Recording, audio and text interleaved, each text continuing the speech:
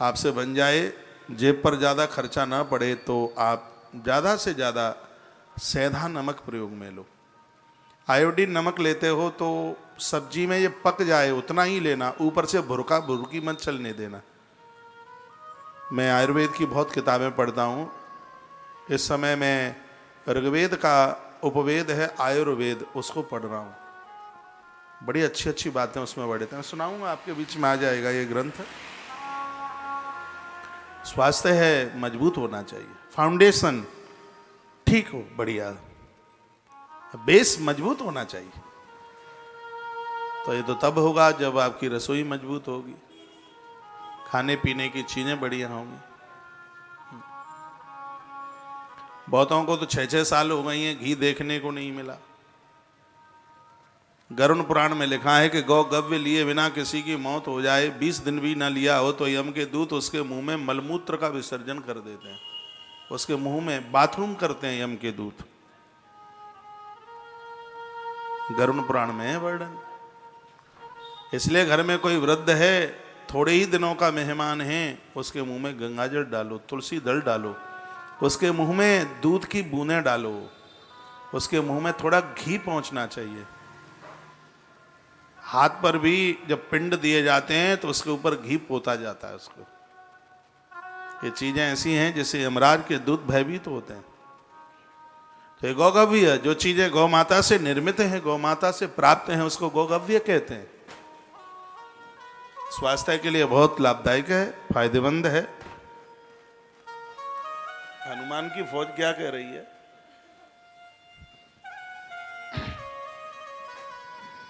ये कीजिए,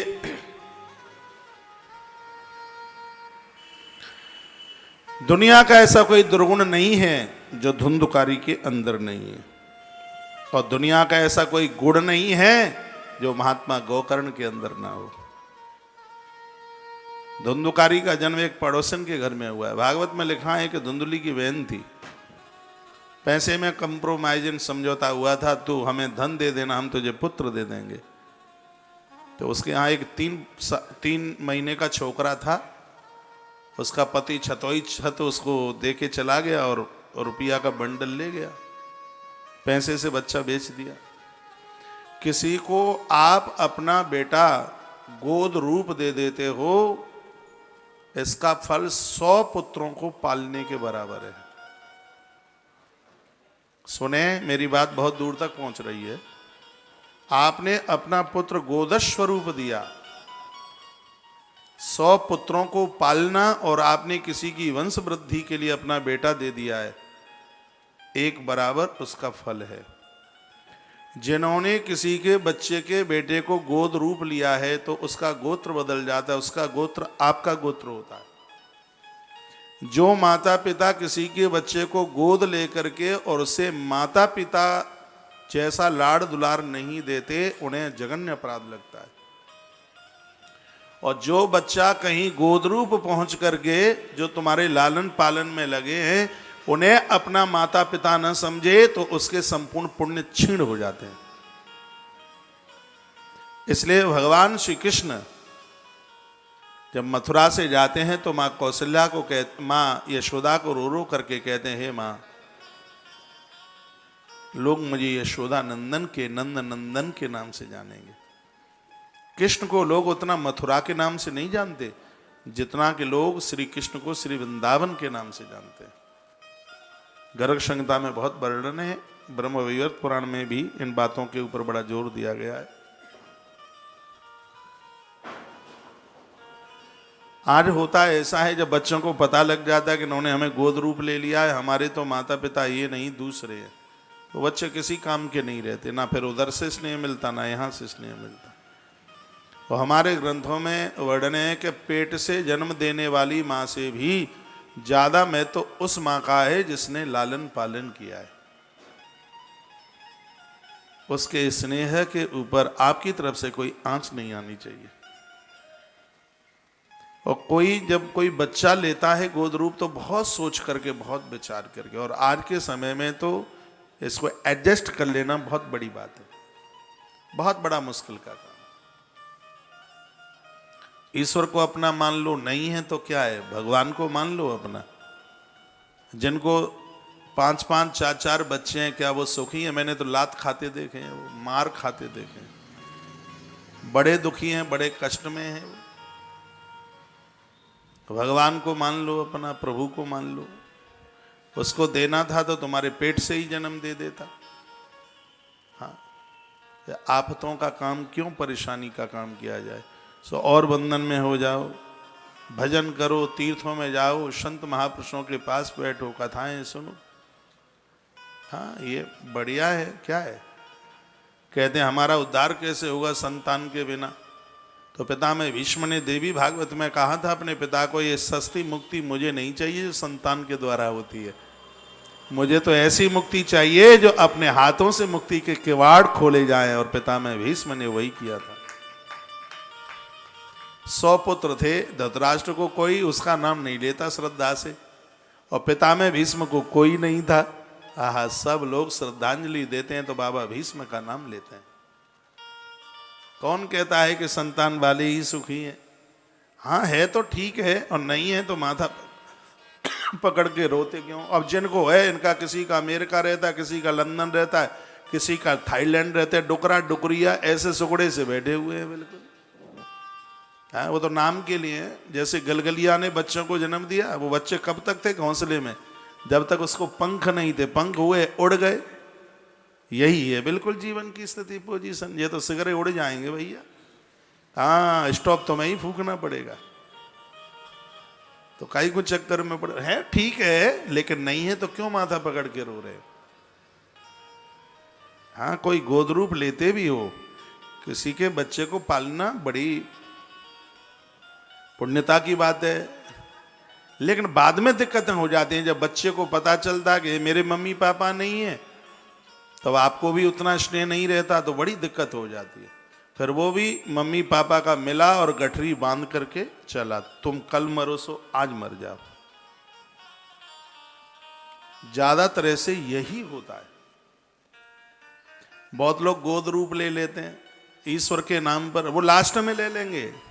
2-4-5 साल के जब मेहमान रहे होंगे, सब कुछ उसके नाम, वसीयत सब कुछ कर देंगे। सो एक दिन उसको मौका मिले, वो चाय में जमाल घोटा घोल के दे देता, जमाल घोटा देता है सीधे। हाँ, तो वो बाथरूम में, लेट बाथरूम में डुकरा डुकरी बैठे ही बैठे खत्म हो जाते हैं। आज की स्थिति बड़ी खतरनाक है भैया। धुंधकारियों की कमी नहीं है, गौकर्ण तो ना के बराबर है। भज लो सो भैया राम, कर लो सो काम, इसी में आनंद है। एक मटकी में चना रखे थे, सो पहले तो बंदर ने हाथ डाला उसमें, लेकिन उससे तृप्ति नहीं मिली, सो उसने मूड़ा घुसा दिया उसमें मटकी में, सो गड़ गया मुंह। चना के चक्कर में तो साहब ने अपना मुंह थूतरा अंदर गाड़ दिया है चना के चक्कर में। बाबा भैया बंदर के चने आ गए। यही ऐसी स्थिति हो रही है, सबके थूतरे अंदर गड़ गए भोगों के चनों में। बड़े दिक्कतें हैं, बड़ी दिक्कत में, वो बड़ी परेशानी में, बहुत स्थितियां गड़बड़ हो रही हैं। थोड़ा अपनी भी चिंता करो, अपना भी ख्याल करो। कहते हैं कि हमें दुनिया ने जकड़ लिया है। एक व्यक्ति खड़ा, उसने ये खम्मा पकड़ लिया जोर से, और फिर चिल्लाए कि मुझे खम्मे ने पकड़ लिया है, मुझे छुड़ाओ मुझे छुड़ाओ। कोई आया, 4 चांटे मारे, पगले कहीं के, खम्मे ने तुझे पकड़ा है कि तू खम्मे को पकड़े बैठा है। कहते हैं कि हमें खम्मे ने, अरे भैया गृहस्थी को तुम पकड़े बैठे हो। मिथिला के नरेश जैसे लोग घर में रहते हुए भी घर से मुक्त रहते। और दिक्कत की बात तो तब है जब बच्चों को भी, बच्चे हो गए हैं, बड़े हो गए हैं, समझदार, डुकरा डुकरी अभी भी हाथ में माला लेने को राजी नहीं। अभी तो बच्चों की सुंदर सुंदर कोठी और बिल्डिंग देख करके आहा, बड़ा मन मयूर नाच रहा है, बड़े खुश हो रहे हैं। हमारे लला पर 4 मकान हैं, एक नागपुर में है, एक रायपुर में है, एक लखनऊ में है, और जयपुर की कोठी का तो पूछो ही मत। अपनी माला देखो, तुम्हारी माला कैसी है।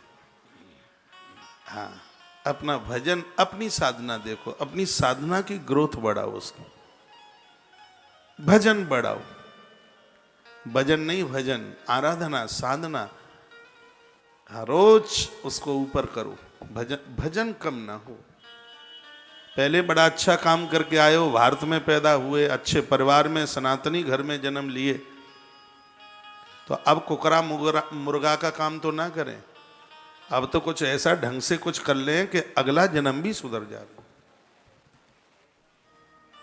और ये वेद की कथा पढ़ करके तो मन मयूर नाच रहा है और अच्छा जीवन जीने के लिए बहुत कुछ उपलब्धि हासिल हो रही है।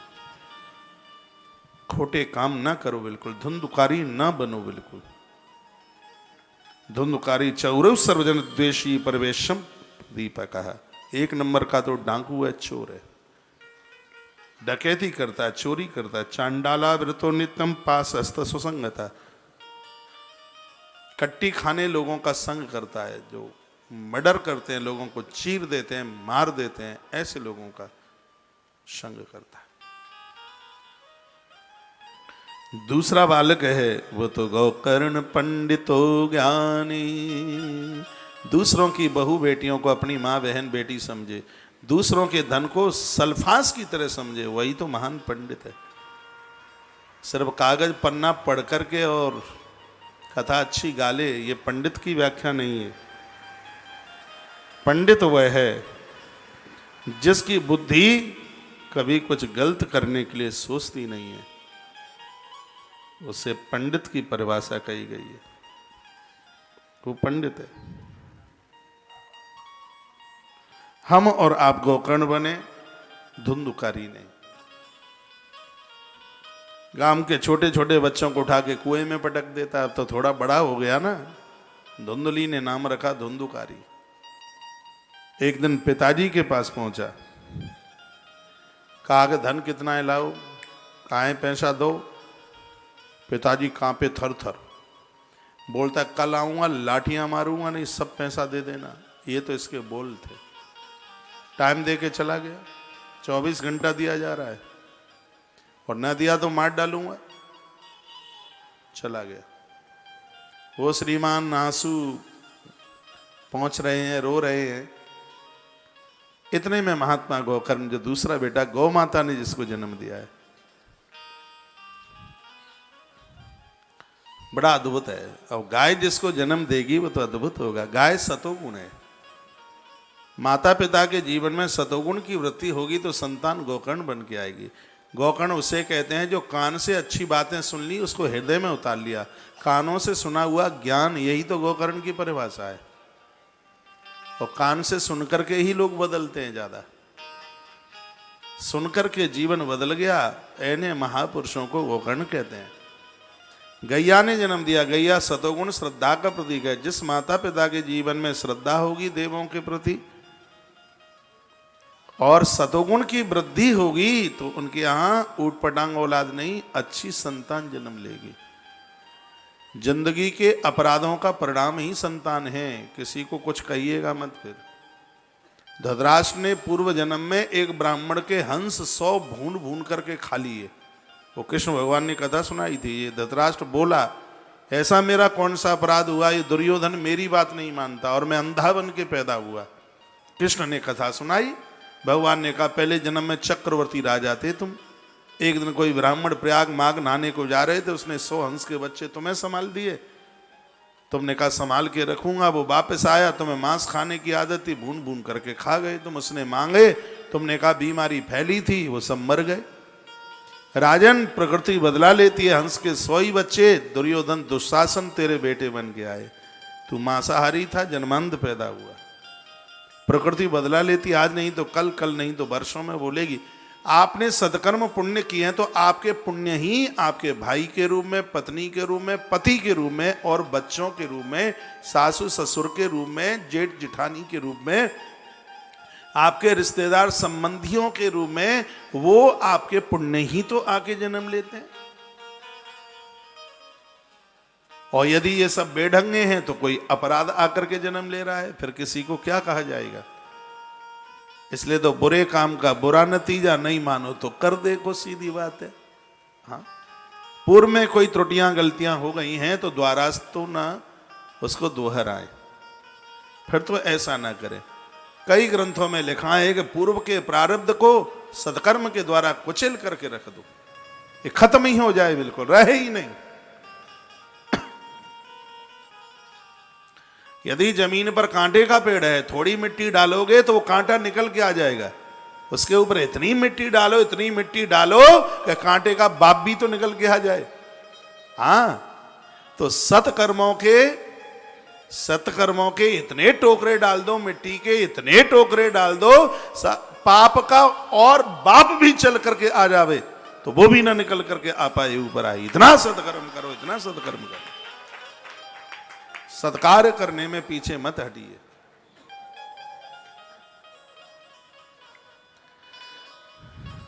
ये रो रहे थे श्रीमान आत्मदेव,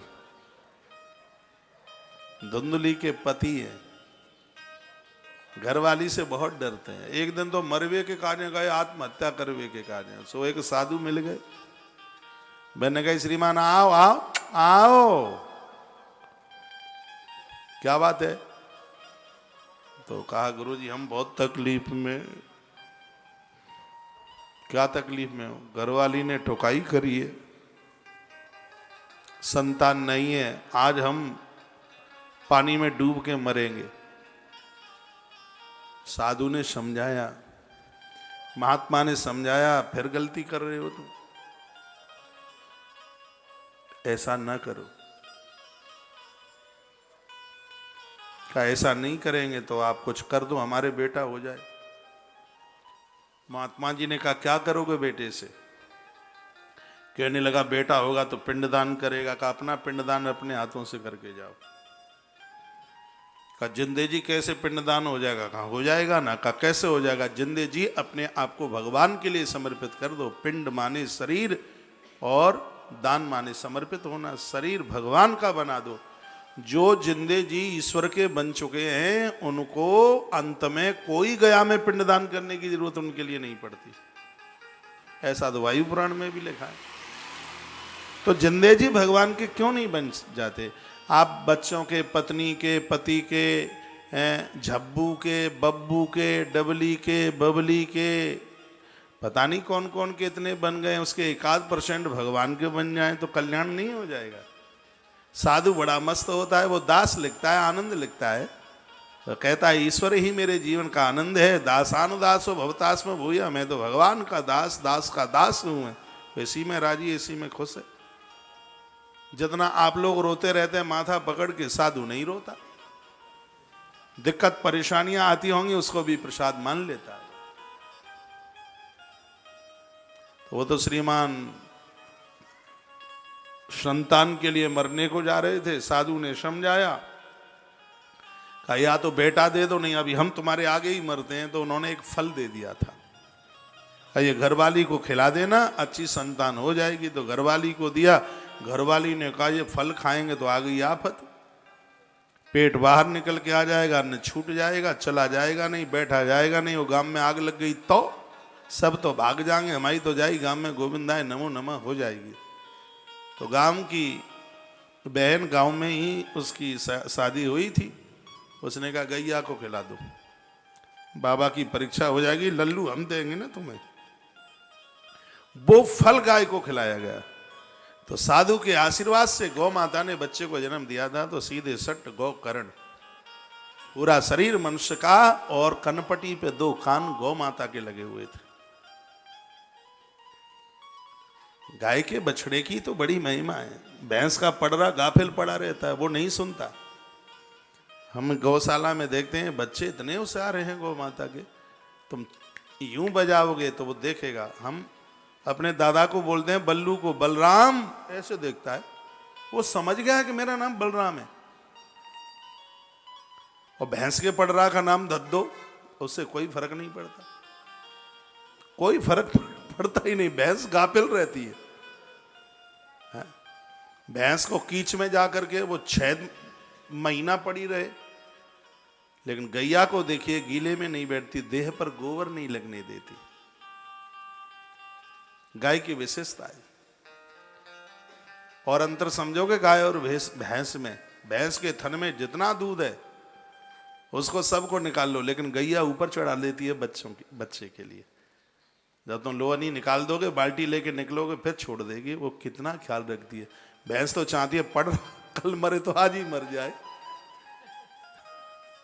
लेकिन गैया रास्ते में बच्चा सो रहा हो तो ये भैंस की बच्ची पेट पर पाम रखे बिना मानेगी नहीं, तो गैया मैया बगल से निकल जाएगी। महिमा है ना। तो गाय के बच्चों जैसी संतान को जन्म दो।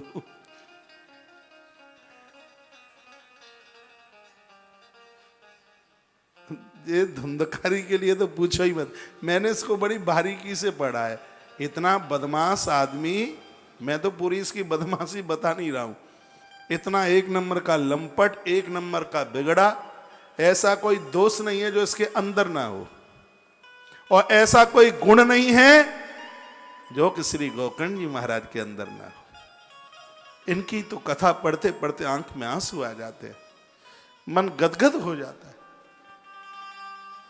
पिता बैठा बैठा रो रहा था तो आंख के आंसू गोकर्ण आके पहुंचते हैं और कहते हैं, पिताजी क्या बात है। आत्मदेव ने कहा, धुंधुकारी मारने की धमकी देके गया है।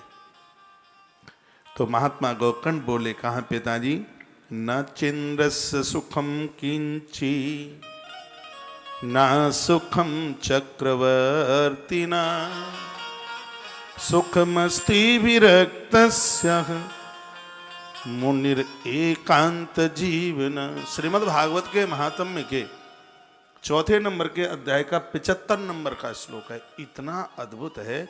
इस श्लोक के ऊपर 7 दिन बोला जाए तो टाइम कम पड़ जाएगा।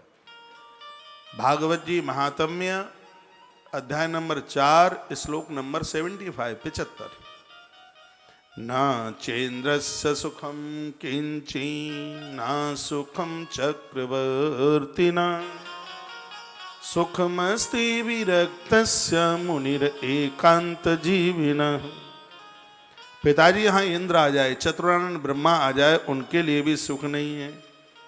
सुख उनको मिलेगा जो एकांत में भगवान को भज रहे होंगे। मुनिर एकांत जीवन। घर में भी आप रहें तो एकांत का आनंद लाभ प्राप्त। झमेले में पूरे दिन रहते हो, सुबह 1 आध घंटा अकेले में बैठ लो, सूर्य नारायण से बात करो, वरुण देवता को बात करो, धरती माता को बात करो। मैं सत्य बोलूं, मैंने ऐसे साधुओं को देखा है जो धरती माता को ऐसे बात करते हैं जैसे कोई बच्चा अपनी माँ को बात कर रहा हो। वो धरती माँ को ऐसे बात करते हैं, सूर्य भगवान को ऐसे बात करते हैं जैसे कोई अपने पिता को बात कर रहा। मैंने तो देखा है महात्माओं को वो पेड़ों से बात करते हैं, पेड़ उनकी बात सुनते हैं। ये पेड़ बड़े परोपकारी हैं। किसी को बुखार न टूट रहा हो, कैसे भी पीपल दादा के पास पहुंच जाए, लिपट जाए और कहे कि दादा अब मैं मुझसे झिलता नहीं है, मेरा बुखार तुम ले लो। ये दादाजी बुखार ले लेंगे, वृक्ष ले लेगा। बड़े परमार्थी हैं, बड़े परोपकारी हैं। आज महात्मा गोकर्ण ने कहा, पिताजी ये ले जाओ दूंगा। सुनिए, कभी कभी पेड़ों से लिपटा करे। राम जी भी तो लिपटे थे वन में। हे खग मृग हे मधुकर श्रेणी, तो ये पेड़ बोल रहे होंगे ना। तभी तो राम जी ने पूछा होगा उनको। ना बोलते होते तो राम क्यों पूछते। अब पेड़ तो कौन जा रहा है कौन आ रहा है वो तो देखता ही है। हे खग मृग हे मधुकर श्रेणी, तुम देखी सीता मृगनयनी, तुम देखी सीता मृगनयनी। हे खग मृग मधुकर श्रेणी, हे खग मृग मधुकर श्रेणी, तुम देखी सीता भगनेनी हे खग मृगे पद कर श्रेणी तुम देखे ऐसे ता भगनेनी तुम देखी ऐसे ता भगनेनी। तो पेड़ बोलता होगा तभी तो राम जी ने पूछा, एक पेड़ को काटना 10 बच्चों की हत्या है और एक पेड़ लगाना 10 बेटों का पोषण करना है। वृक्ष के प्रति श्रद्धा रखें। आज कहा पिताजी धरती पर जो आया है उसे दुख उठाना पड़ेगा। हाँ, जो एकांत में रहेगा मुनिर एकांत जीवन। घर में भी कभी एकांत का अकेलेपन का आनंद लीजिए। कभी अकेले में बैठिए। तुम्हारा तो भजन में भी मन नहीं लगता जब तक नाती पोते फुदकते हुए ना दिखे, तब तक भजन में मन थोड़ा ही लगता है। माला हाथ में होती है और ध्यान में होता है, पता नहीं बहू क्या कर रही है, पता नहीं इससे कौन बात कर रहा है, पता नहीं किसको फोन लगाए। माला पर ध्यान नहीं होता। ये बुढ़ापे में कान बहुत बजते हैं, इनके कान बहू के पास रहते हैं। अरे वो घर की अब मालिक ने उसको जो करना है, तुम भी तो करते रहे हैं। तुम तो 60 साल करते रहे, अब किसी और का नंबर नहीं आने दोगे। तुम ही मुख्यमंत्री बन के रहोगे, प्राइम मिनिस्टर तुम ही बन के रहोगे। हैं, तुमने भी तो मालकी अपनी सासू से छीन ली, अब तुमसे भी तो कोई लेने वाला है। अब भजन करो। अब तो राम कहो आराम मिलेगा। हाँ, राम कहो आराम मिलेगा। और सच्चे मन से राम कहोगे तो खाने को पकवान भी मिलेगा, रहने को तीर्थों में मकान भी मिलेगा, और मर जाओगे तब ऊपर जाने के लिए मुक्ति का वायुयान मिलेगा। राम कहो आराम मिलेगा। लेकिन राम निकलता ही नहीं है। किसी ने बड़ी सुंदर पंक्तियां लिखी थी, राम का नाम लेके जो मर जाएंगे वो अमर नाम दुनिया में कर जाएंगे। ये न पूछो कि मर के किधर जाएंगे, वो जिधर भेज देंगे उधर जाएंगे। राम का नाम लेके जो मर जाएंगे वो अमर नाम दुनिया में कर जाएंगे। ये न पूछो कि मर के किधर जाएंगे, वो जिधर भेज देंगे उधर जाएंगे। टूट जाए न माला हरि नाम की, टूट जाए न माला हरि नाम की, वरना अनमोल मोती बिखर जाएंगे। राम का नाम लेके जो मर जाएंगे वो अमर नाम दुनिया में कर जाएंगे। राम नाम की बेड़ी पे हो के सवार, राम नाम की बेड़ी पे हो के सवार, भव सागर से प्यारे हम तर जाएंगे। राम का नाम लेके जो मर जाएंगे वो अमर नाम दुनिया में कर जाएंगे। आप मानो न मानो खुशी आपकी, आप मानो न मानो खुशी आपकी। हम मुसाफिर हैं कल अपने घर जाएंगे। हम मुसाफिर हैं कल अपने घर जाएंगे। भगवान का नाम लेने में भैया आज तक कभी किसी को घाटा नहीं हुआ। इसलिए कोटिम त्वक्ताम हरिम स्मृत, करोड़ों कामों को करने से पूर्व भगवान का नाम लें। महात्मा गोकर्ण अपने पिताजी को ये संदेश दे रहे हैं। और बड़ा सुंदर कहा, पिताजी मांस मज्जा हड्डी का बना हुआ ये शरीर ये किराए के भवन की तरह, देहि स्थिमांश रुधिरे भीमतिम त्यजत्तम जाया सुता दिशु सदा ममतां विमुंच पश्यानिशं जगदिदं क्षणभंगनिष्ठं वैराग्य राग रसिको भव भक्ति निष्ठ। पिताजी मांस मज्जा और हड्डियों का बना हुआ किला जाया पत्नी और पुत्रों में जो व्यक्ति इसको खपा देता है यह उसकी मूर्खता है। पिताजी संपूर्ण धर्मों का सार यही है, धर्मम भजस्व सततम त्यजलोक धर्मान सेवस्व साध पुरुषान जहि काम तृष्णाम अन्यश्च दोष गुण चिंतन मास मुक्त्वा सेवा कथा रसमहो नितराम पिबत्वम। पिताजी जीवन में दो काम कर लो, सेवा और भगवान की कथा, ये दो के बिना मत रहा करो। हाँ, जब तक शरीर काम कर रहा है तो चूल्हा चौके का काम खुद संभालो, इससे आपके भजन का खजाना भरेगा।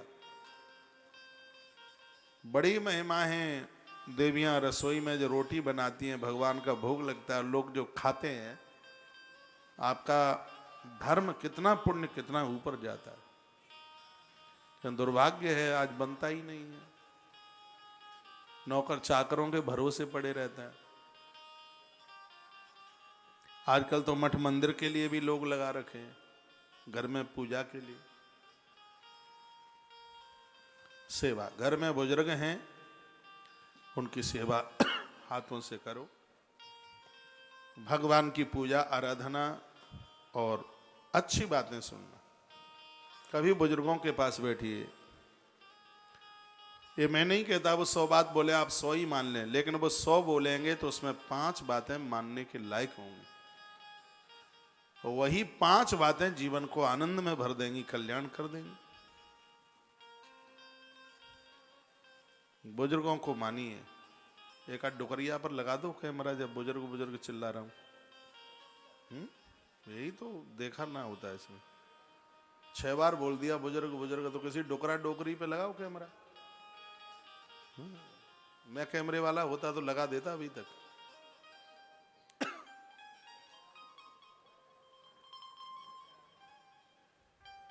हा हा हा हा, कैसी डुकरिया निकाली है कैमरे में, चश्मा वाली।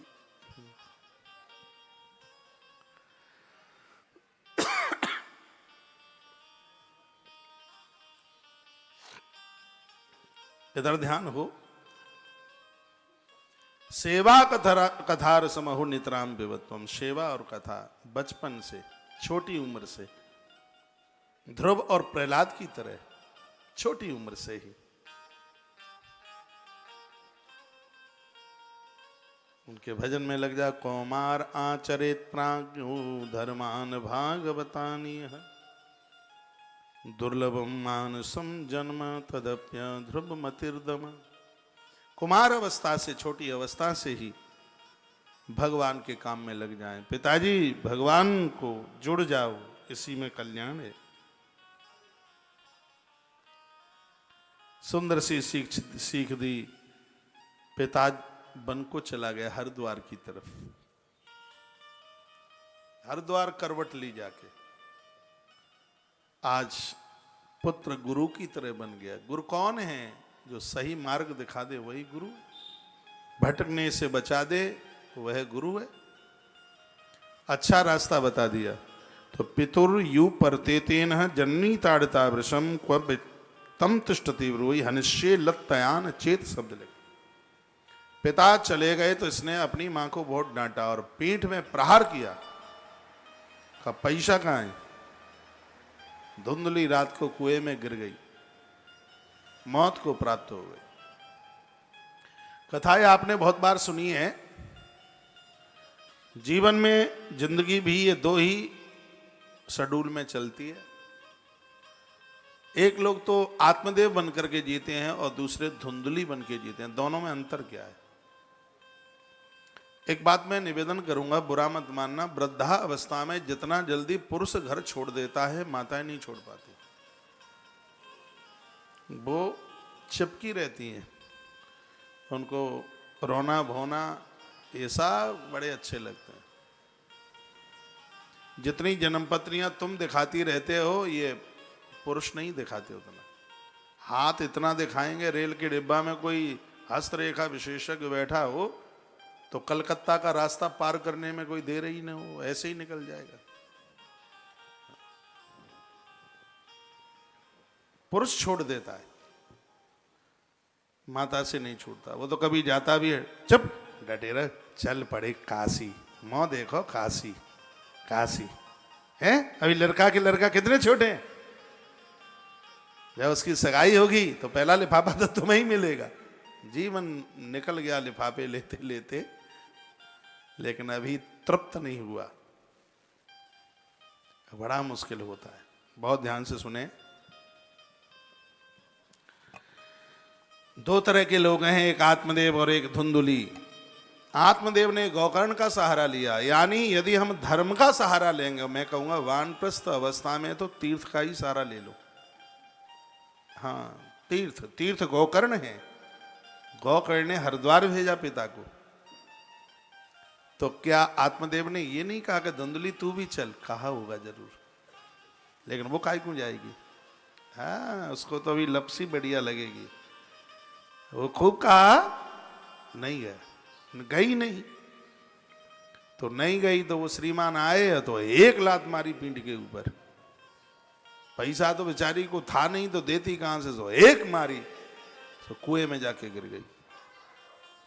सीधा सिद्धांत है, धर्म का सहारा लोगे तो स्वर्ग है, अन्याय अधर्म का सहारा लोगे तो कुआं क्या है, नरक की यातना। उनको यातनाएं भोगनी पड़ेंगी। पूरा खेल तमाशा पूरी दुनिया का देख लिया है, और होशियार वो है जो तमाशा देखते देखते वहीं नहीं बैठे रहते, शाम होते समय घर लौट आते हैं। तमाशा होता था ना पहले, गांवों में तमाशा होता था, तो तमाशा देखने के लिए वहीं बैठे रहते क्या, या घर लौट के आते थे? लेकिन आज तो तमाशा देखने के लिए, ग्रस्त का तमाशा देखने के लिए वहीं मुड़गारी पर बैठे हैं। वापस नहीं आ रहे, वापस आ जाओ, अपने घर आ जाओ। अपना घर तो वो है असली घर। ये तो समधियाना है, समधी का घर है। समधी के घर गए कभी? सगरे पाए फाड़ दिया है। ऐसा ही काम करो।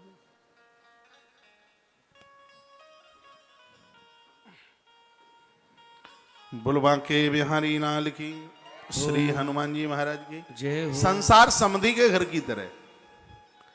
जैसे कोई समधी के यहाँ जावे तो बड़ी खातिरदारी होती है। घरे भले ही बाजरा की रोटी भी ना ठीक से मिले, लेकिन वहां तो जलेबी सुबह नाश्ता में मिलती है, अदरक वाली चाय मिलेगी, बढ़िया सब्जी मिलेगी, साग मिलेगा, बड़ी खुशामंद होती है। समधी जी आए, समधी जी तीसरे दिन थैला उठा करके चले, तो दूसरे समधी ने कहा, जी शाह जी 2 दिन और रुक जाओ। फिर चले 3 दिन के बाद थैला उठा के, क्यों जा रहे हो? भैया दूध जलेबी मिल रही है, वहां तो मठा भी नहीं है। तो क्यों छोड़ के जा रहे हो? इतनी खुशामंद हो रही है, इतना आदर हो रहा है, चाहे कितनी भी देसी घी की जलेबी मिले तो भी एक दिन अपने घर जाना पड़ेगा। काम अपने घर से ही चलेगा, समधी के घर से काम चलेगा नहीं। भैया संसार समधी का घर है, परमात्मा की देहली अपना असली घर है। जरूरत उस घर की पड़ेगी, इसलिए उसको मत भूलिए। संसार की सम्मान की जलेबी में भटक मन जाना। जो ज्यादा जलेबी खाते हैं, लोटा लेके खेत में बैठे रहते हैं। इसलिए अपने घर को याद कीजिए, निज घर को। उसके बिना काम नहीं चलेगा। घर में 5 गड़काओं को, दासियों को लाके रख लिया उसने। 5 विषय, 5 भोग ही 5 वेश्याएं हैं। जैसे गड़का वेश्याएं लूटती हैं, उसी प्रकार से ये विषय व्यक्ति को खोखला कर देते हैं। 5 हैं, रूप, रस, शब्द, स्पर्श और गंध। व्यक्ति को मरने के 5 कारण हैं। पाप इन 5 ही जगह से होता है। रूप, गलत देखना। ईश्वर ने आंखें दी थी भगवत दर्शन के लिए, लेकिन ये बिगड़ा हुआ इंसान आदमी ऊट पटांग देखता है। मैंने किसी ग्रंथ में पढ़ा था, कोई यदि विवस्त्र स्त्री को और कोई स्त्री विवस्त्र पुरुष को बिना कपड़ों के देख ले, यदि दिन में 10 गायों का भी गोदान किया होगा तो संपूर्ण पुण्य क्षीण हो गया होगा। इतना बड़ा अपराध। भविष्य पुराण में शायद बोली थी ये बात, पुण्य क्षीण हो जाएंगे।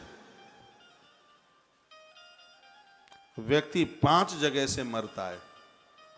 एक, गलत देखने पर, रूप, रस, गलत चखने पर। आज लोगों की जीभ बिगड़ गई। क्या पी रहा है उससे कोई मतलब नहीं है उसको, क्या खा रहा है उससे कोई मतलब नहीं है। ये सब मरने की सौदा है। वही चीज इस गुफा में पहुंचनी चाहिए जिसका भोग भगवान को लगता है। ऐसी चीजें कभी अंदर ना जाएं जिसका भोग भगवान। बहुत लोग तो बीड़ी पिएंगे, धुआं नाक से निकालेंगे। हाँ, आजकल तो स्त्रियां बीड़ी पीती हैं, सिगरेट पीती हैं। अभी मैं रामेश्वरम जा रहा था, उससे एक दिन पहले की बात है। एक छोकरा एक छोकरी दोनों कला मंडी खा रहे थे शराब पी के। इधर ये पुलिस का बैरियर लगाया हुआ। मैं उस बच्चे को बोल रहा था, मैंने कहा कि लगता है कि इसको चक्कर आ गई है, ये गिर कैसे गई? वो लड़की गिरी एकदम। तो बोले का महाराज जी कोई चक्कर नहीं आए, बिगड़ेले हैं, बिगड़े हुए हैं, शराब पिए हैं जोर से। ये मैंने 2006 में उधर देखा था ताइवान में। मैं बड़ा अचंभित था। तो वो देखने गए थे नाइट सफारी, आज भी मुझे ध्यान है वहाँ की। तो वहाँ स्त्रियां शराब पी करके घूम रही थी। पहले तो कभी देखा नहीं, 2006 में मैंने कहा ये क्या होता है। मेरे साथ थे, उन्होंने कहा महाराज जी अचम्मा मत मानो, यहाँ सब ऐसा ही होता है।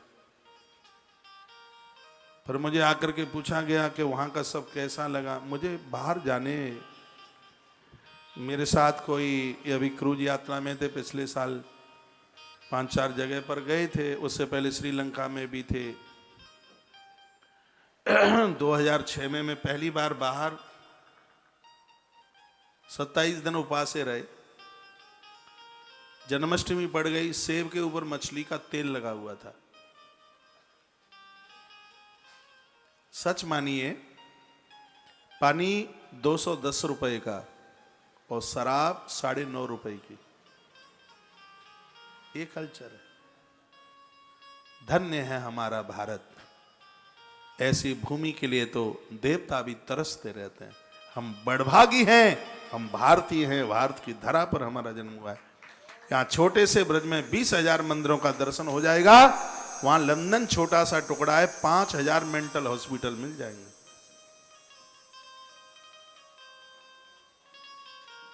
अपना तो धरती धन्य है, ऐसी धरा पर जन्म हुआ है। खान पान ठीक करो।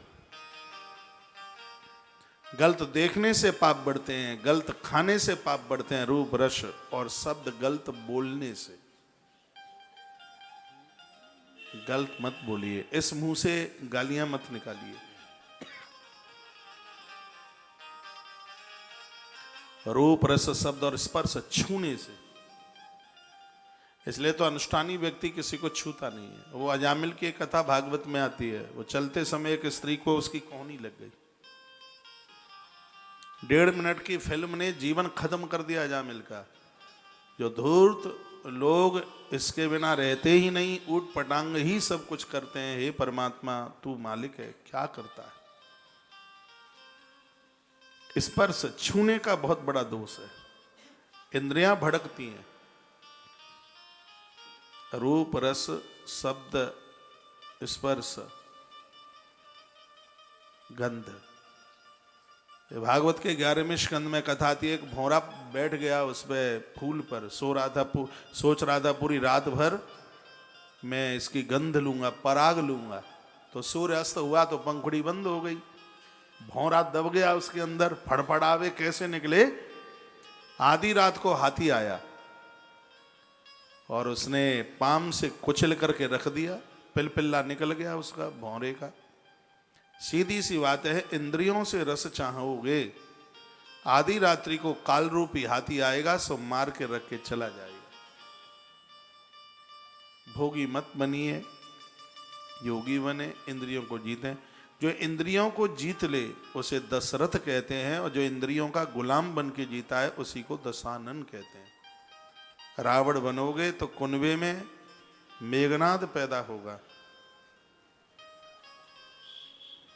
मेघनाद है, जिसके विषय नाद करते हैं, आवाज करते हैं, उसे मेघनाद कहते हैं। लेकिन दशरथ बनोगे तो राम, जो पूरी दुनिया को अपना बना ले, सबके हृदय में जगह बना ले। रमन्ते योगी नो हृदय न सहा राम।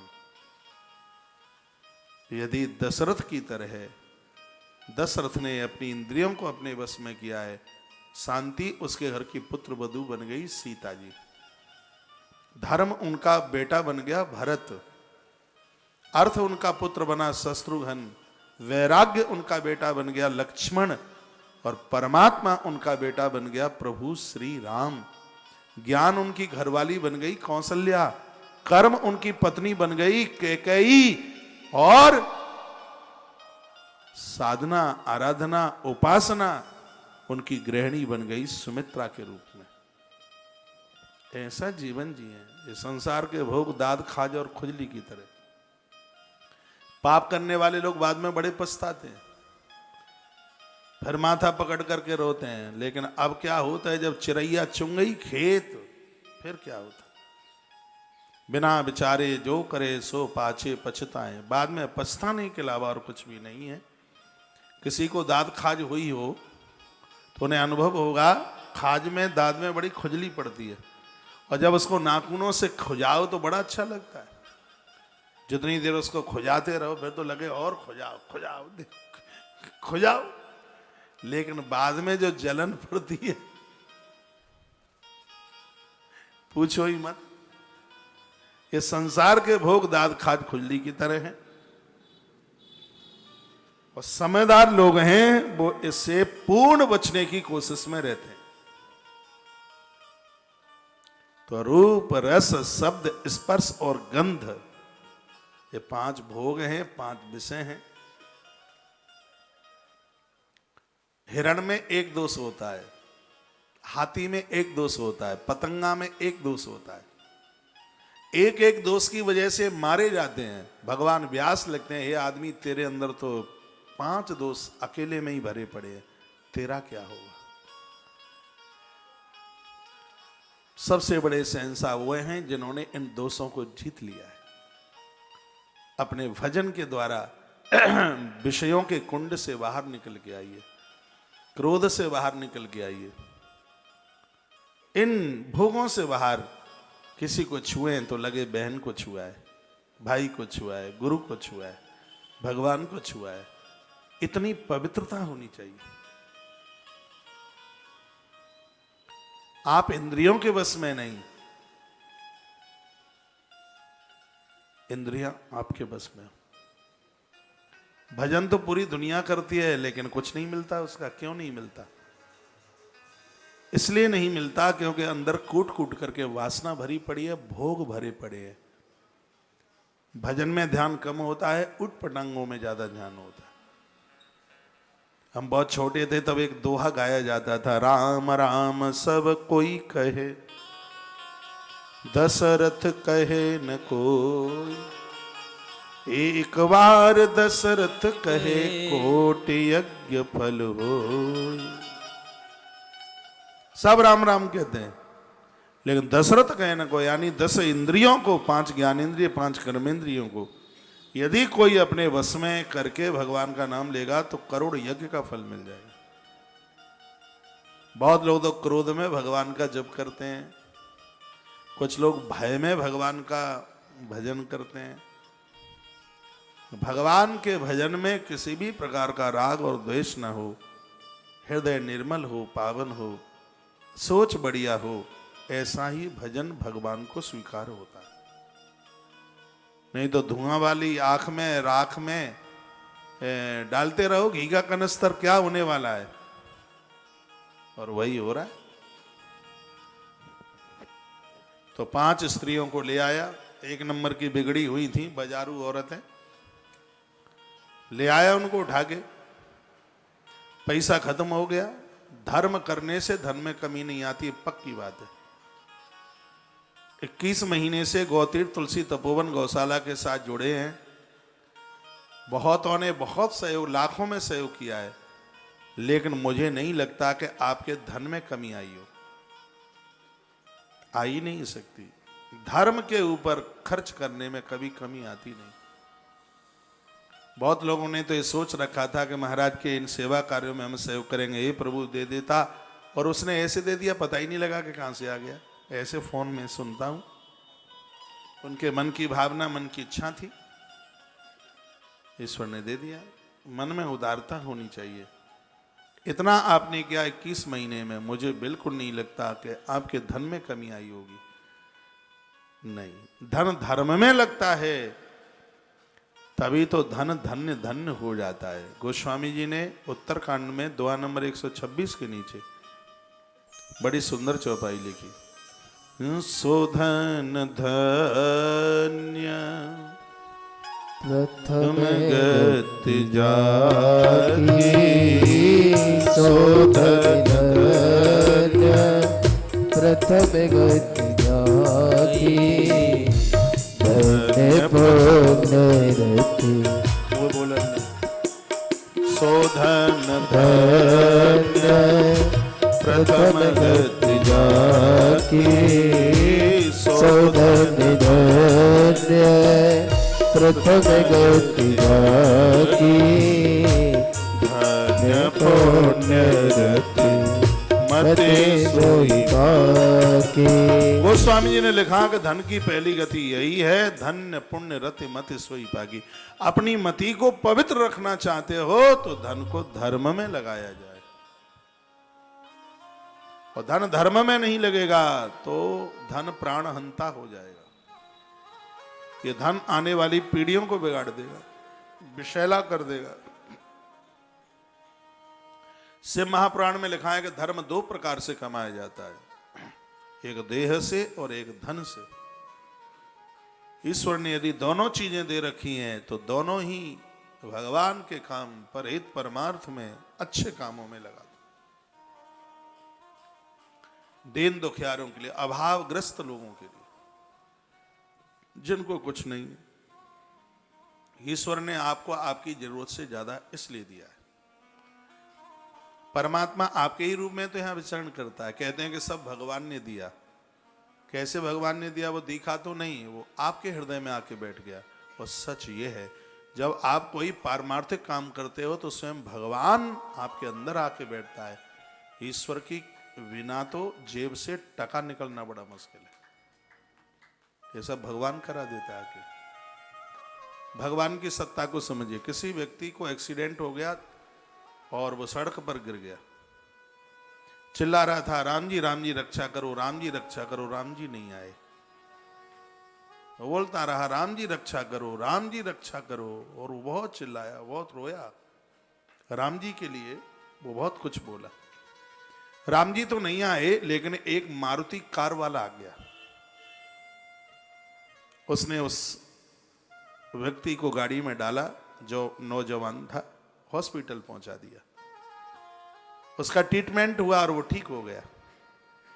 उसने कहा, काय का भगवान भगवान होता है, मेरा एक्सीडेंट हुआ, मैंने राम को बुलाया, राम तो नहीं आए। लेकिन धन्यवाद करता हूं उस भाई का जो अपनी मारुति लेके आया और मेरे प्राण बच गए। साधु ने कहा, तो तू जानता है वो आदमी कहाँ है?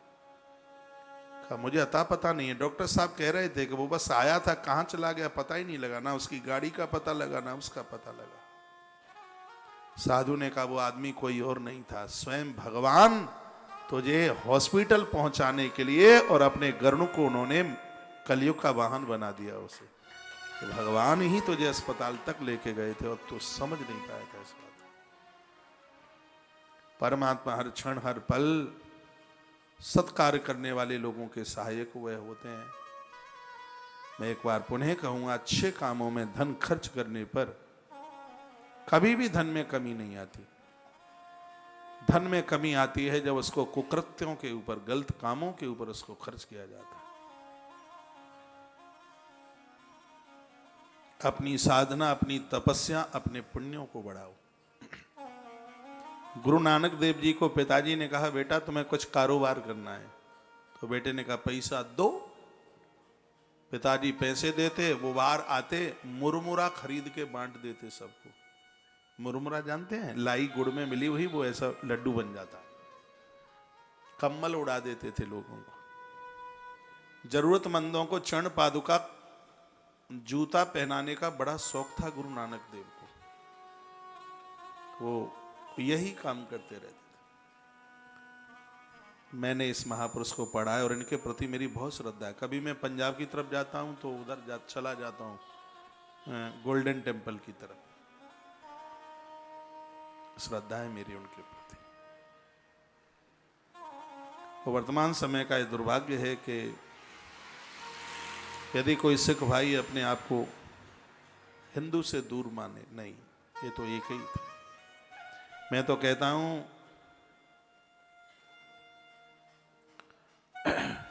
हिंदू, मुस्लिम, ईसाई, ये चौथी जात कहां से आई? ले कहते हैं ना लोग, हिंदू, मुस्लिम, सिख, ईसाई, हम आपस में भाई भाई। ठीक है, आपस में भाई भाई है, अच्छी बात है, लेकिन हिंदू, मुस्लिम, ईसाई, ये चौथी जात कहां से आई? हिंदू और सिख तो एक ही थे और इनको एक ही होना चाहिए। गुरु गोविंद सिंह के बच्चे इस हिंदुत्व को बचाने के लिए ही तो दीवालों में चिन गए। गुरु नानक देव ने सेवा कार्यों के ऊपर बहुत बड़ा जोर दिया। वो दो बात के ऊपर बहुत बोलते थे, संगत और पंगत। भंडारों के ऊपर उनकी बड़ी श्रद्धा थी, बहुत ज्यादा। गरीबों को, दीन दुखियारों को, जरूरतमंदों को भोजन, तन पर वस्त्र, अच्छे विचार। गुरु ग्रंथ साहिब में, गुरुवाणी में अच्छे विचार ही तो हैं उसमें। वे बहुत जोर देते थे। तो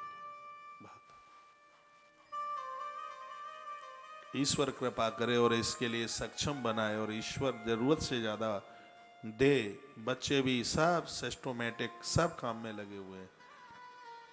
तो फिर क्या पैसे के गद्दे थोड़ी बनाए जाएंगे?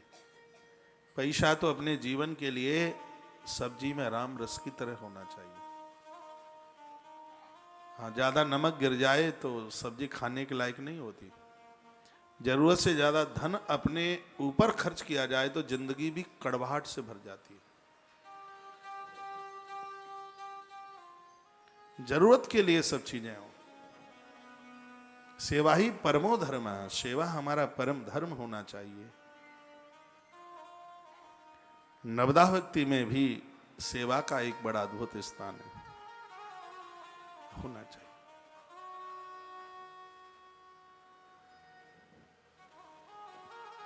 गुरु भक्त वत्सल भगवान की।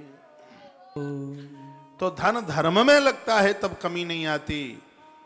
धन अपराधों में लगता है, गलत कामों में लगता है,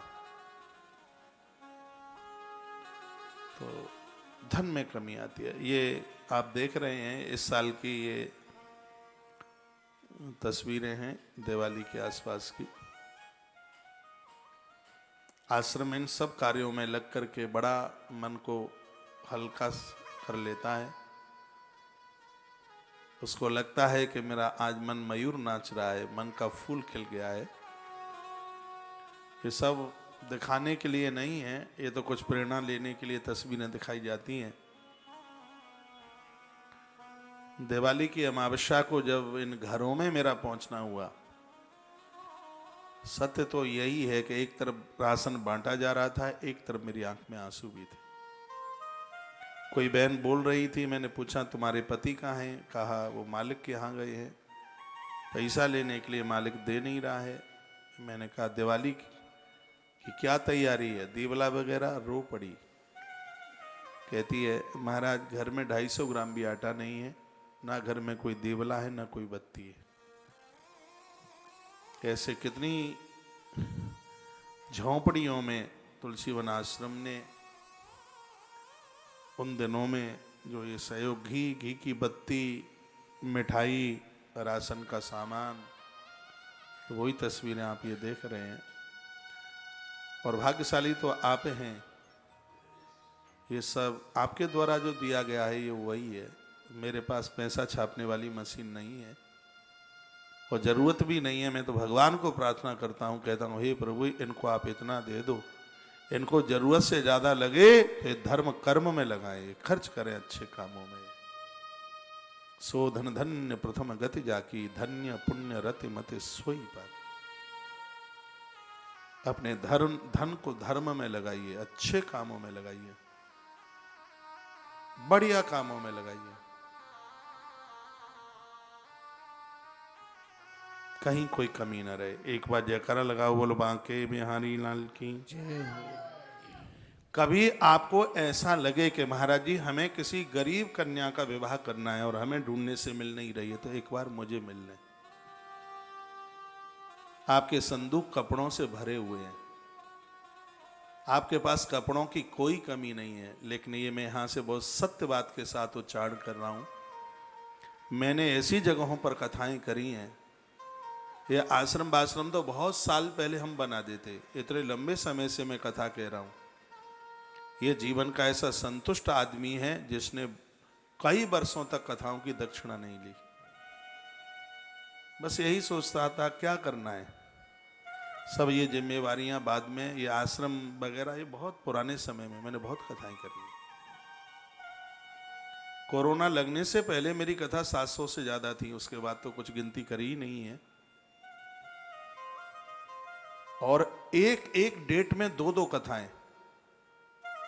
ग्वालियर भिंड के पास दमोह, 1 शिफ्ट में कथा हुआ। जो हमारी कथा कराता वो इंतजार करता। 1 शिफ्ट में मैंने कई कथाएं, 2-2 कथाएं करी।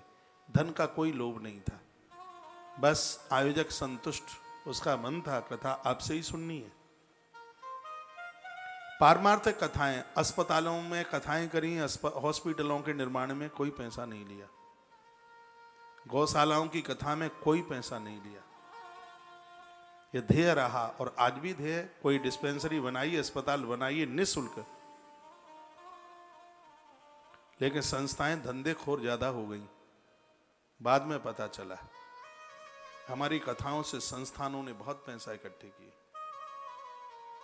मैं आज भी कह रहा हूं, गौ माता के लिए, गौशाला के लिए हम आश्रम का डीजल पेट्रोल जला के आएंगे, लेकिन उसकी एक एक पाई गौ माता के काम में लगे। मैं आज भी गौशाला से पैसा नहीं लेता कथा का, हॉस्पिटल उपचार का मैं कोई पैसा नहीं लेता। ये मेरे सिद्धांत आज जिंदे हैं भगवान की कृपा से। मैंने बहुत कथाएं ऐसे ही करी, नहीं तो ये सब कुछ बहुत पहले हो जाता। एक जगह मेरी आदिवासी क्षेत्र में कथा थी और कभी मैं याद करता हूं उस बात को, मेरी आंख टपक जाती है आंसुओं से। एक कोई भाई 22-23 साल उसकी उम्र होगी, और ये बात मैं आपको चर्चा कर रहा हूँ 2001 की, 14 जनवरी के आसपास का समय था। कथा थी भागवत जी की। वो ऐसे आकर के बैठता, रोज आता और ऐसे टकटकली लगा के कथा सुनता। पांडाल में 5000 से ज्यादा लोग होंगे, लेकिन अव्वल 1 नंबर का श्रोता था। वो मुझे 3 दिन के बाद नहीं दिखा कथा में, 2 दिन के बाद फिर आया। तो अब बढ़िया श्रोता ना आए तो लगता तो यही कि आदमी क्यों नहीं आया। तो मैंने उसे पूछा, भैया तुम 2 दिन से नहीं दिखे? तो वो बोला कि इतनी भीड़ में आपको मेरा ध्यान था। मैंने कहा मुझे ध्यान था। तो वो रो पड़ा।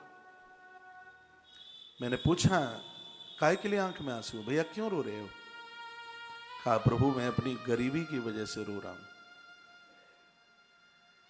मैं आदिवासी हूं, कथा छोड़ने का मन नहीं करता। मैंने पापा को बताया कि ऐसे ऐसे वृंदावन से एक बाबा आए हैं, कथा हो रही है।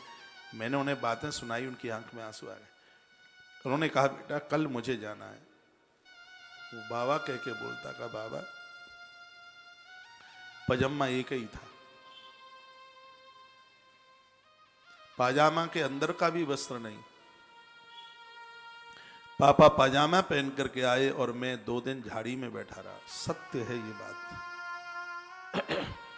पजामा की वजह से मैं कथा सुनने को नहीं आया। इतनी गरीबी मैंने देखी है लोगों के अंदर। मैंने इतनी कथाएं वहां करी, ट्रकों के ट्रक साड़ियां बांटी। आप ये ना सोचना ये सेवा कार्य कोई कोरोना से ही चालू हुआ हो। ये तो जब से सुध संभाली है कथा की देवता पर, ये जब अंदर प्रवेश किया, आज ये सब गौवंश को बचाने का ये सब काम चालू किया है। हमने अपने विद्यार्थी काल में कितने वृंदावन की गौशालाओं को सहयोग, कितना बाहर की कथाओं में कुछ नहीं लेके आए। मैं भगवान की व्यासपीठ पर बैठा हूं, एक विलंदा कपड़ा आज तक 26 साल में कभी किसी कथा से लेके नहीं आए। वहीं बांट दिया, वहीं जरूरतमंदों को दे दिया। कथा व्यापार बिजनेस नहीं रहा। कथा को जीवन का आनंद और कथा को जीवन की साधना माना है। कथा यदि पैसा कमाना था तो धन कमाने के तो बहुत माध्यम है, कुछ और बनते ना, इधर क्यों आते? फिर पैसा ही कमाना था तो कोई और लाइन पकड़ लेते ना धन कमाने के लिए। कोपड़ तो थे नहीं, डॉक्टर बनते, इंजीनियर बनते और कुछ बनते, कुछ बड़े अधिकारी बनते, लेकिन ये ध्येय था नहीं। इस लाइन में आकर के मन गदगद हो गया है, मन खुश हुआ है, मन अति प्रसन्न हुआ है।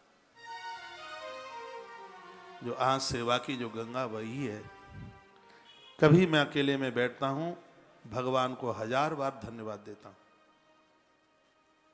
प्रभु आपने बहुत बड़ी कृपा करी है। कभी आपको लगता है कि गरीबों को व्यवस्था करनी है, उनके लिए वस्त्र, एक बार हमें बता देना। मैं एड्रेस भी बता दूंगा और आपका सामान भी पहुंचा दूंगा, पक्का। मुझ जैसा आदमी गड़बड़ी नहीं करेगा, कोई और भी होगा वो भी नहीं करेगा, ये मुझे विश्वास है।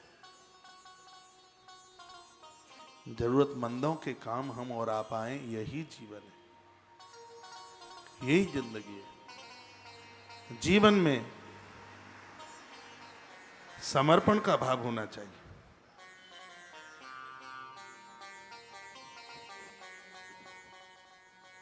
अब मैं यहां व्यासपीठ से बात बोल रहा हूं, यदि मैं पैसा लेता होता तो अभी तक तो कोई गौशाला वाला बोल देता कि तुम हमारे यहां से थैला भर के लेके गए थे।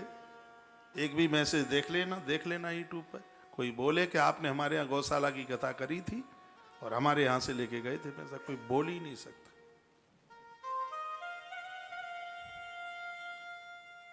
सेवा का भाव रखा। कथा को व्यापार नहीं माना, कथा को आराधना मानी, साधना मानी। क्योंकि हमने जब ये कथा शुरू करी तभी दिमाग में ये बात नहीं थी कि हमें कथा से धन कमाना है। मेरी दिल्ली में मैंने पहली कथा करी, दिल्ली समयपुर क्षेत्र में, रोहिणी क्षेत्र में। तो मई की बात है, मेरी एंट्री दिल्ली की 2001 की है। आज भी मुझे ध्यान है, 18 मई थी कथा में। पहली बार मेरी दिल्ली में एंट्री थी, आज से 21 साल पहले। कृष्ण जन्म की कथा थी। लालाजी श्री विनोद अग्रवाल जी उस कथा में आए। उनकी फैक्ट्रियां चल रही थी, अच्छा काम था। और वो मुझे 10,000 रुपए की गड्डी ऐसे पकड़ाए और मैं उसको ऐसे फाड़ करके, नोट फाड़ के नहीं, वो उसमें तार में जो गुथा हुआ होता है उसको ऐसे निकाल के, और कृष्ण जन्म तो लोगों को यूं ऐसे, वो गड्डी देने से बंद नहीं थे और मैं फेंकने से बंद नहीं था। बोलते हैं कि ऐसा आदमी पहली बार मिला है, उसने हमें अपने घर नौते पर बुलाया, बात हुई, बहुत चर्चा हुई, उसके बाद तो आज वो आश्रम से जुड़े हुए हैं सर्व प्रकार से। इतनी सी बात कहने का मतलब, देखिए पैसे के बिना कोई काम नहीं चलता, लेकिन पैसे को अपना प्राण मान लिया हो ऐसा जीवन में कभी भी नहीं आया। ये सब बच्चे ही धरा उठाई करते हैं, यही मैंने आज तक कभी पूछा नहीं कहाँ क्या कैसे क्या खर्च किया क्या हुआ।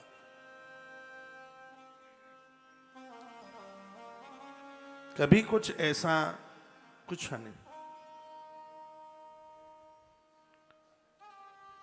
इसलिए जीवन बड़े सुकून में है, बहुत आनंद है। मैं कुछ अनुभव आपके बीच में कहूंगा। आपके आसपास आपके गली मोहल्ले में बहुत ऐसे अभावग्रस्त लोग जी रहे हैं, और सच यही है, जीवन कृतकृत हो जाएगा। मैंने वायु पुराण पढ़ा है, मैंने गरुण पुराण पढ़ा है, जिसमें ऐसी कथाएं हैं जो चोटी से लेकर तलवे तक हिलाने वाली कथाएं हैं।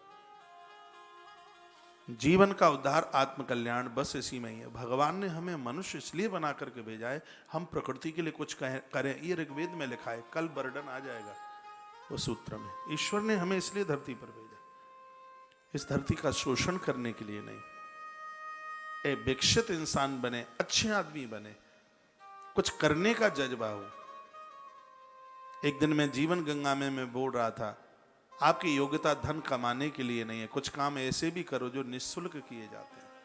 आप अच्छे डॉक्टर हैं तो कुछ मरीजों को बिना फीस लिए भी तो आप देखिए। आप अच्छे शिक्षक हैं तो कुछ बच्चों को बिना पैसा लिए हुए भी तो पढ़ाइए। वो आपकी साधना बनेगी, आपकी आराधना। कर्म ही मेरी पूजा है, कबीर साहब ने कहा था। अपने कर्म को क्यों नहीं जोर देते हैं? वो महात्मा कौन थे, रैदास, कर्म मेरी पूजा है। अपने कर्म को पावन बनाइए, सैद्धांतिक बनिए। लोगों को लगता है कि हमारी बेईमानी, हमारी चतुराई और हमारी डकैती किसी को दिखती नहीं है। 14 लोग देखते हैं हम अच्छा कर रहे हैं बुरा कर रहे हैं, 14 की निगाह दिशाएं देख रही हैं, धरती देखे, जल का अधिपति वरुण देख रहा है, सूर्य चंद्रमा हमें देख रहे हैं, धर्म और स्वयं खुद भी तो हम देख रहे हैं। ये लगता है हमें कोई नहीं देख रहा, पूरी प्रकृति की दृष्टि हमारे ऊपर है। हम अच्छे से अच्छे नेक इंसान बने, अच्छे बने। सेवा का भाव होना चाहिए। घर में वृद्ध हैं उनका ख्याल रखो, जरूरतमंदों का ध्यान रखो, सेवा का भाव होना चाहिए। गौ माता के प्रति बड़ी श्रद्धा है। गाय की सेवा करने में जितनी हमारी श्रद्धा है, एक भूखे को भोजन कराने में श्रद्धा कम नहीं है। जिस समय टेलीविजन पर ये मैं तस्वीरें देखता हूं तो मन गदगद हो जाता है। मैं तो गाड़ियों के संग नहीं जा पाता, लेकिन ये टीवी में ये तस्वीरें देख करके खुश हो लेता हूं। हे प्रभु तेरी कितनी बड़ी कृपा। इस वृंदावन में परिक्रमा करते समय खड़ेश्वरी आश्रम जैसे उन आश्रमों के सामने घंटे घंटे खड़े होकर के चले जाते कि कोई 2 रोटियों के लिए पूछ ले। मेरा विद्यार्थी काल था, कभी मैंने भगवान को ये प्रार्थना करी थी, प्रभु इतना सक्षम बना देना कि हम किसी को 2 रोटी दे सकें।